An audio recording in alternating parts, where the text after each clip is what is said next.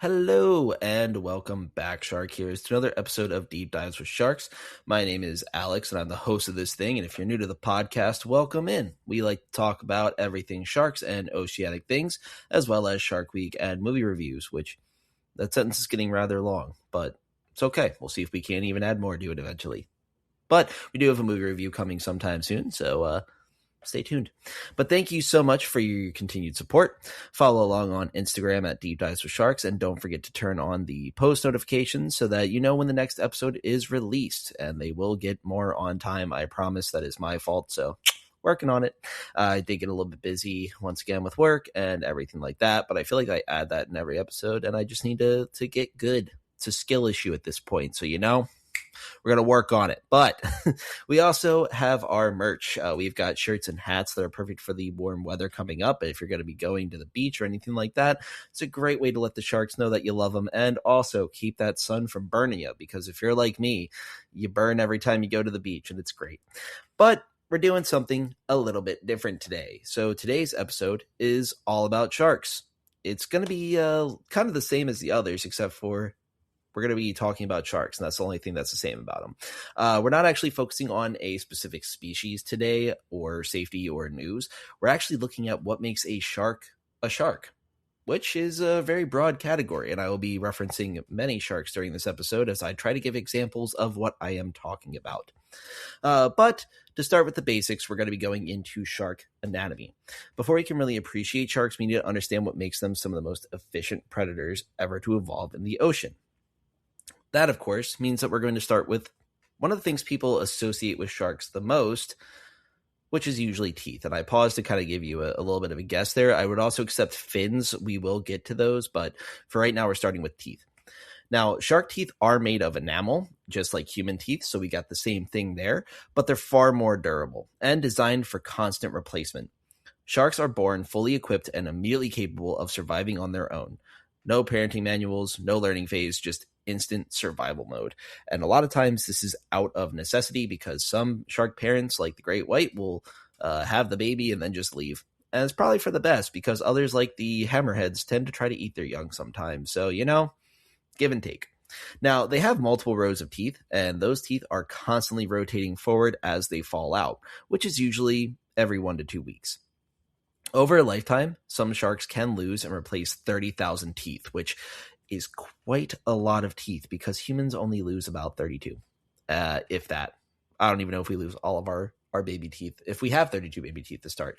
Clearly, I'm not a dentist, but when it comes to sharks, they're going to lose teeth, and they're going to replace them.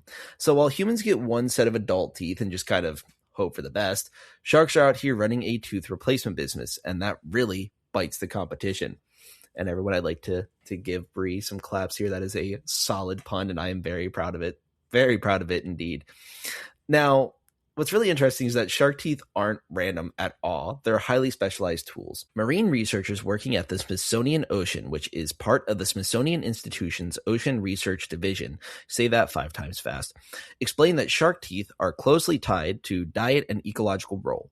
In their work, they note that shark teeth function as highly specialized structures reflecting feeding strategy and habitat. So essentially, you can look at a shark's mouth and figure out its entire job description. Now, this goes into different species as well.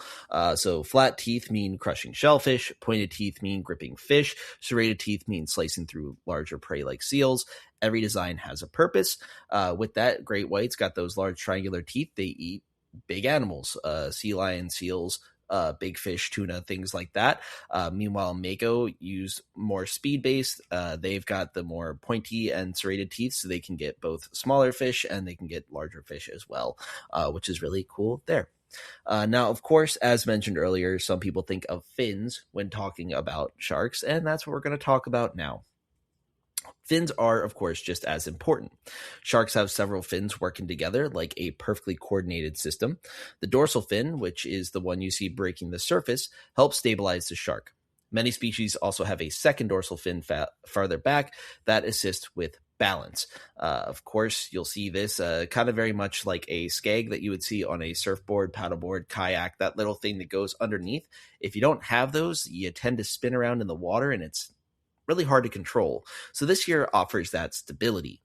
Their pectoral fins, located on either side of the body behind the gills, act like wings. They provide lift and steering control, almost like underwater aviation, which is now making a lot of sense why I also find planes very cool. They're just giant metal sky sharks. It works out. And then there is the tail, or caudal fin. That's the engine. That's what drives a shark forward through the water. Different sharks have different tail designs depending on lifestyle. Fast open ocean hunters like the short-fin mako have crescent-shaped tails built for speed. Slower deep water sharks tend to have longer, more flexible tails, steady for cruising. One thing to note as well is many bottom-dwelling sharks, such as nurse sharks, I believe wobegongs have similarly built tails as well, will tend to have a longer tail on the top than the bottom. For a while, I was just taking guesses as to why that was until finally I came across it in research that it's quite literally just because if they had a thing on the bottom, they'd hit the bottom of the ocean a lot. So it just makes it easier that they're not bumping into coral and everything with their tail. So they evolved to have a longer one on top. And that's pretty cool, honestly. Moving to muscle, sharks have two types of muscle, red muscle and white muscle. Red muscle is designed for endurance swimming and is rich in oxygen, allowing sharks to travel long distances without fatigue. White muscle is used for short bursts of speed like chasing prey or escaping danger. A marine biologist at the Carl Meyer, who studies shark locomotion and energetics, has explained that his research that sharks are uniquely adapted for both sustained cruising and rapid acceleration, making them exceptionally efficient long-distance predators. And I think, once again, great whites and makos are great examples of this because they can travel hundreds of thousands of miles throughout the years, and they can go ahead and when they migrate thousands of miles up coasts and everything like that, they still get their food. They're not starving. They're able to get there and get back and barely even break a sweat, which that could be me. Shark movement itself is kind of full body wave. Long muscle fibers running from head to tail contract in sequence, producing that smooth side to side motion we associate with sharks. Here is the efficiency hack. They don't always swim at full effort. They accelerate, then glide, conserving energy over long distance.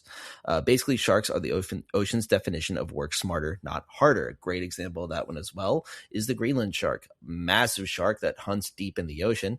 Great way that they hunt their prey, goblin sharks as well, is that they'll get a push going and they'll just glide. And then, of course, things can't see them coming in the dark. And what's crazy is how big Greenland sharks are, but they'll just go up behind them and just get them. It's nice and easy. It's how they've gotten, I believe it was the Pacific sleeper shark eats moose that way too, but they just kind of come up with the animals not knowing that they're there. And that's really cool to see. I do think it's the goblin shark. I'm going to think about it and we're going to get a few things down. Also, I'm going to be like, that's not the goblin, you goof. It's a different one. But the goblin also has that jaw that lunges out. I love them. They're really cool. Now let's talk about something people don't think about enough, the skin.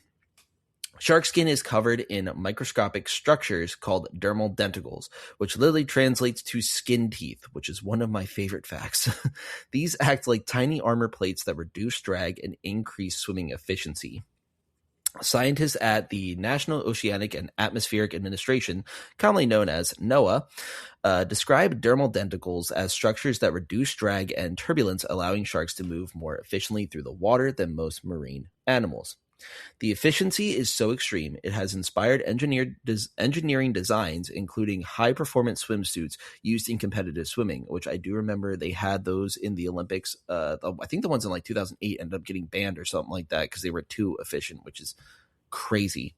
But humans are literally trying to copy shark skin to win races, and it worked. Now let's briefly touch on temperature regulation as well, because this is where sharks break another stereotype. Most fish are cold-blooded, meaning their body temperature matches the surrounding water. But certain sharks, especially members of the mackerel shark group, like great whites, makos, can particularly regulate their internal temperature.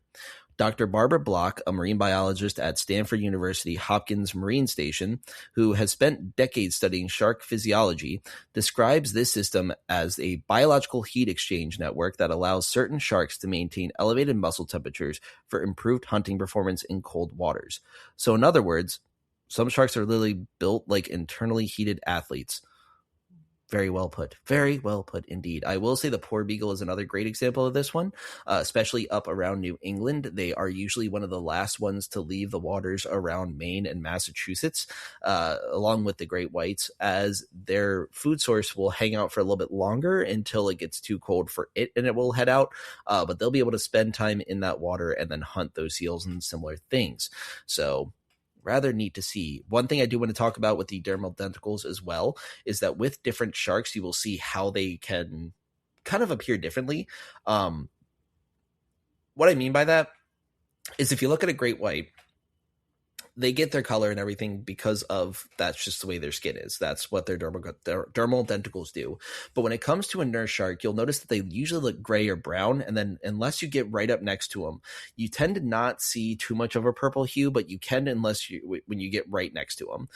This is really good to see at many aquariums. And that is because the way that the light hits their denticles, the way that they're facing, the way that they're on that skin, it creates that lighting effect, which is really neat to see. So it can affect the way a shark looks, the way a shark moves, and of course the way a shark feels, because not every shark has the same kind of dermal denticles. Now, a question that we get asked all the time, why there's a wide variety of sharks. Now that we understand how sharks are built, let's talk about why there are so many different kinds of them. There are over 500 known species of sharks, ranging from tiny deep sea species just a couple feet long to massive filter feeders like the whale shark, which can reach lengths of over 40 feet. And how do we end up with all this variety? A lot of time, a lot of it. Sharks have been around for roughly 450 million years. That means they've existed before trees, before dinosaurs, and long before humans were even a concept of their evolutionary timeline. Modern shark lineages, the ones that we recognize today, emerged around 200 million years ago and survived mass extinction and wiped out the dinosaurs. So sharks did not, the extinction did. Just to be clear, I kind of said that weird. Paleontologist Dr. John Long, a researcher known for his work on ancient vertebrates and shark evolution, has described sharks as one of the most resilient vertebrate lineages in Earth's history due to their ability to repeatedly survive mass extinction events and adapt to new ecosystems. That resilience is key to their diversity. Over time, sharks went through multiple extinction events, including one in the Devonian period where roughly 75% of species disappeared. But instead of dying out, sharks adapted and diversified. Every time the ecosystem reset, new ecological roles opened up and sharks filled them. That's how you get hundreds of species today.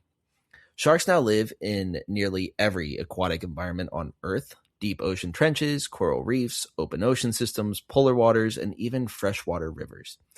Each of those environments comes with completely different challenges: pressure, temperature, prey availability, and visibility.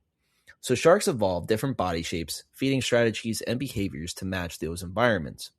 Marine conservation scientist Dr. David Schiffman, who studies shark ecology and human impacts on shark populations, has explained that shark diversity reflects an extraordinary ability to occupy nearly every marine niche on the planet. Diet is a major driver of that diversity. Some sharks filter plankton like basking sharks. Others actively hunt fish. The others specialize in ambush predation. I don't know why I can't say that word. Or deep sea scavenging. Predation. There we go. That's why you see such unique adaptations like hammerheads with wide set heads that improve sensory detection, or cookie cutter sharks that specialize in taking small bites from such larger animals. Around 50 million years ago, coral reef expansion created even more ecological opportunities, which further accelerated shark diversification. Reproduction also plays a role. Sharks use multiple reproductive strategies, from egg laying, live birth, even intermediate forms, depending on species and environment. That flexibility increases survival in changing conditions. So when you combine evolutionary time, environmental change, dietary specialization, and reproductive flexibility, you get one of the most diverse predator groups on the planet, which is why they cast such a huge net. And of course, speaking of nets and fish and everything like that, why are sharks different from fish? Another great question there. Now, let's clear up something that surprised a lot of people. Sharks are fish, but they're fundamentally different from most fish. The biggest difference is skeletal structure. Unlike bony fish, sharks have skeletons made entirely of cartilage. This is the same flexible connective tissue found in human noses, ears, and joints. Cartilage is lighter than bone, which gives sharks a huge advantage in movement efficiency.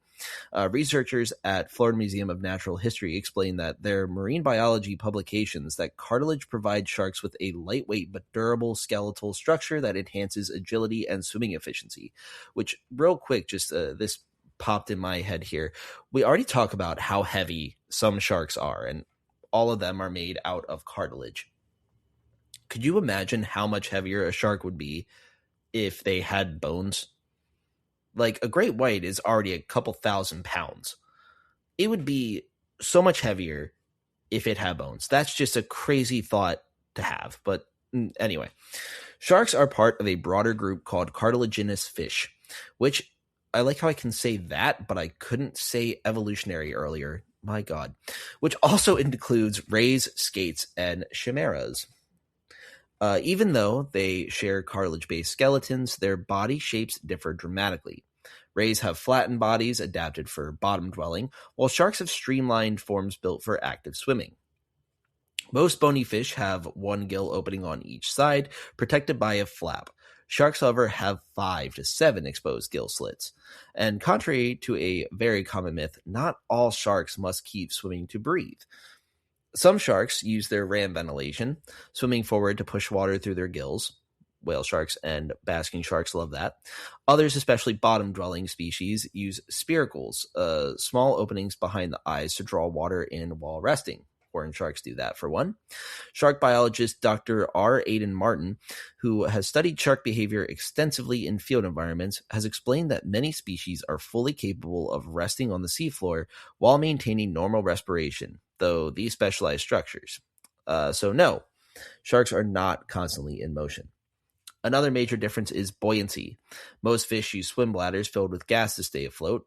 Sharks don't have this adaptation. Instead, they rely on a large oil-filled liver, which can make up as much as 25% of their body weight. The oil provides buoyancy, and interestingly, sharks that are well fed float more easily than lean sharks because fat accumulation increases lift. Now let's return briefly to the skin because it plays a huge role in how sharks move. Dermal denticles reduce drag and make sharks extremely efficient swimmers. They also help to reduce noise and turbulence, allowing sharks to move almost silently through the water.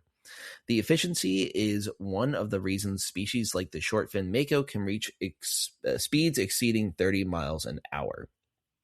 And finally, that's their evolutionary timeline. Sharks have existed for about 450 million years and have survived multiple mass extinction events. That alone sets them apart from most fish lineages, which are far more recent in evolutionary history. So while most fish are relatively adaptive in the short term, sharks are evolutionary veterans.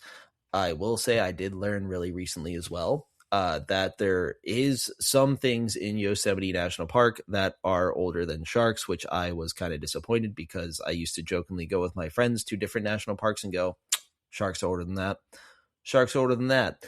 And I think it was Half Dome that we learned that it is not, in fact, younger than sharks. I think Half Dome does, in fact, outlast sharks. But getting into why sharks are important.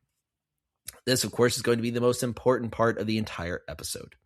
Now, why sharks matters? Because sharks are not just predators. They are keystone species, meaning their presence supports the structure of the entire ecosystem. Remove them and the system destabilizes. Marine ecologist Dr. Boris Worm, I love that name, who has published extensively on ocean ecosystem collapse and predator loss, has stated that the removal of large predatory sharks can trigger cascading effects throughout marine food webs, altering ecosystem stability at multiple levels. In simpler terms, sharks keep everything in balance. It's kind of like a lot of you have learned in school about the deer populations. You often will have some sort of debate on, should we hunt deer, should we not? And usually 9 times out of 10, people come to the conclusion that we should, because humans are one of the apex predators that help to control population density, especially when it comes to animals that don't have quite as many predators, which is also why we're messing up sharks a lot. But we'll touch on that a little bit too. Now, they function as natural regulators, targeting sick, injured, or weaker animals. This reduces disease spread and maintains healthier populations overall. This also creates evolutionary pressure, ensuring only the strongest individuals will reproduce. Sharks also regulate mesopredator populations, mid-level predators that sit between apex predators and smaller species. Without sharks, those populations can explode, leading to collapse further down the food chain. For example, if herbivorous fish decline, algae can overgrow coral reefs, eventually suffocating them. And coral reefs are not just beautiful ecosystems, they are essential infrastructure for the ocean. They support biodiversity, protect coastlines from storms, and provide food and income for millions of people. That is very true as well. Sharks also play a surprising role in climate regulation. A marine scientist named Dr. Federico Mariani, pronounce his name fine too. I don't know what in the world is wrong with me pronouncing some words, but others I cannot. Who co-authored a major 2020 study on shark ecology function, found that shark declines over the past 50 years have prevented the storage of over 2 million tons of carbon in ocean systems. Instead, that carbon is released into the atmosphere as CO2. Sharks also influence seagrass ecosystems by controlling grazing behavior in species like sea turtles and dugongs. Without sharks, these grazers can overconsume seagrass beds, and that's not great. Seagrass is one of the ocean's most important carbon sinks and contributes significantly to oxygen production. And speaking of oxygen, phytoplankton in the ocean produce roughly 70% of the Earth's oxygen supply. Sharks indirectly support this ecosystem through their influence on nutrient cycling and food web balance.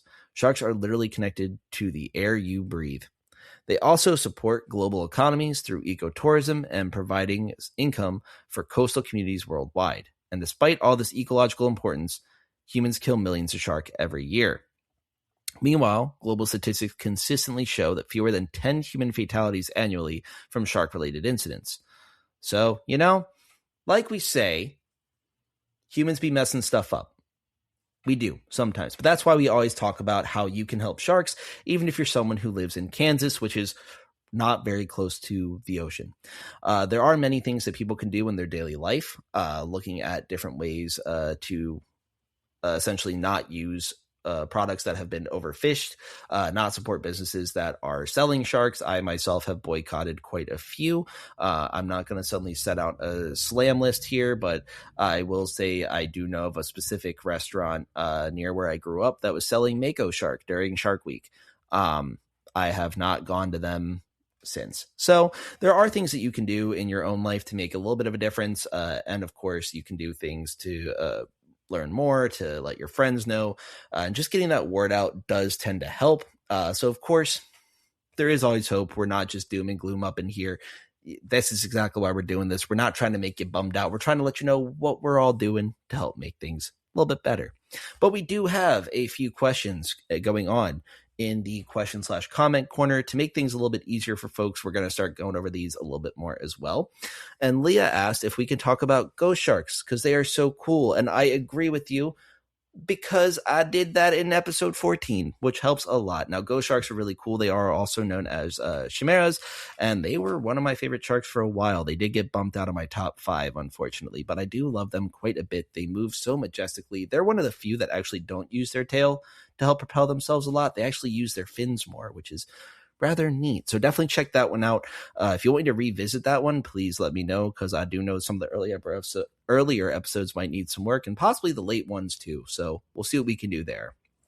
Harry Zio said, "Hey Alex, just wondering if you could help me with something. Recently I went to a restaurant that served skate. I was having some angry feeling about them having it on their menu, so I told my family my annoyance, and they said they had it before. I didn't know how to react to this, as I'm a very big shark enthusiast. Could you put some tips on how people can react or do to help?"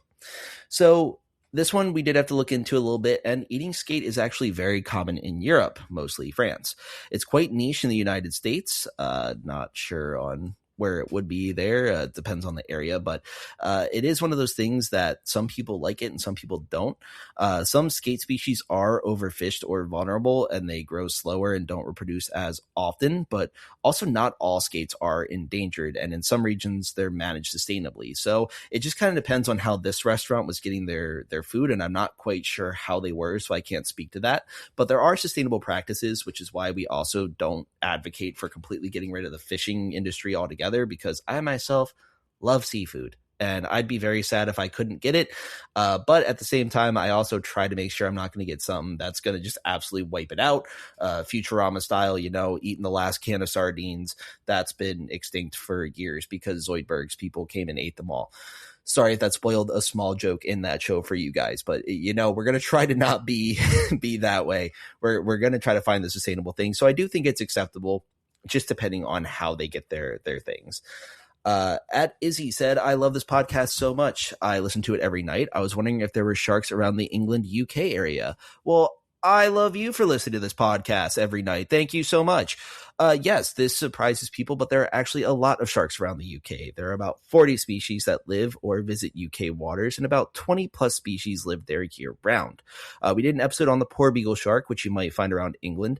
They're mostly found in the southwest England shores during the summer, but yeah, the UK has a ton of species. They're more low-key and non-dangerous compared to the shark species you find in places like Florida, which is the shark bite capital of the world, or Australia.